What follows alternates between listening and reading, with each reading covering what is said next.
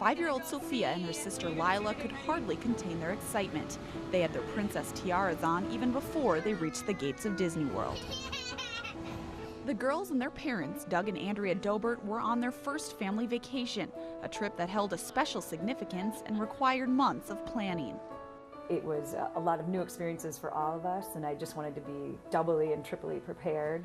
The preparation was necessary because of Sophia's disability. She has a neuromuscular disease that makes her muscles weak and her body fragile.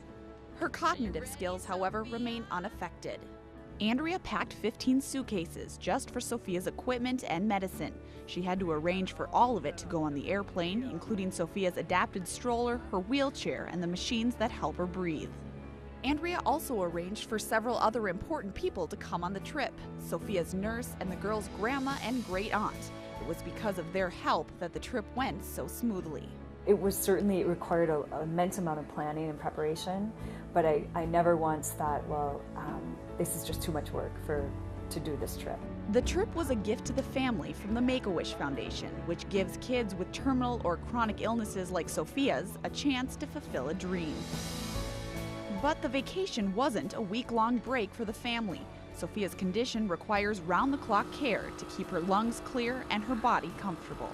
We have more responsibility, and we can't lag on any of that. It's a very fragile medical responsibility that you have to always be on top of it. Doug and Andrea knew it would be extra work to take their daily routine on the road, but they wanted Sophia to experience Disney World with her sister.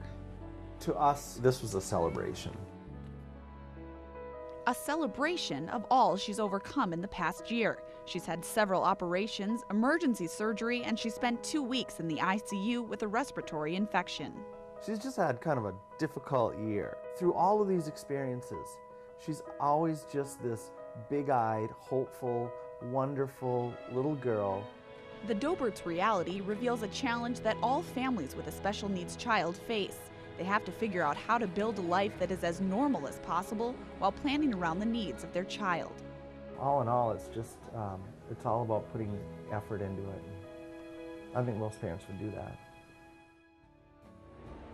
And in Florida, Andrea and Doug made sure they had plenty of fun. Sophia and Lila kept them on their toes, running around the Disney parks, swimming in the pool, and playing in the sand.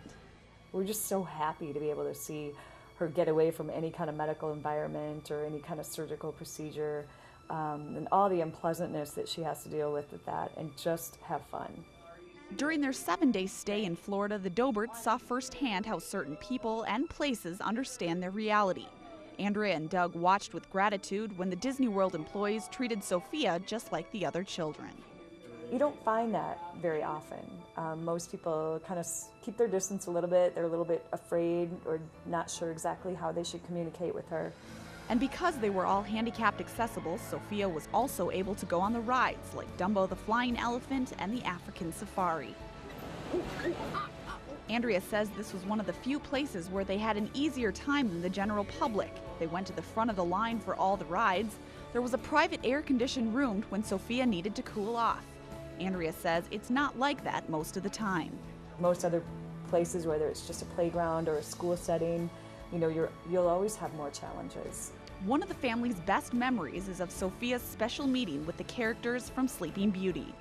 And then he kneeled down and said, "May I kiss her hand?" Another highlight was SeaWorld, when a private meeting was arranged for Sophia to meet the dolphins. What sound did the dolphin make? Andrea said there was special meaning to that day. Dolphins are associated with healing. If I had one picture to pick from this trip, it might be that one, because it just talked about perseverance and strength and beauty and patience and kindness and healing. And I'd say most of all, hope. And now the Doberts carry that picture of hope with them as they get back to their normal routine at home. It's that picture that reminds them they can handle anything that life throws at them. I'm Cassie Limbert for Eyewitness News.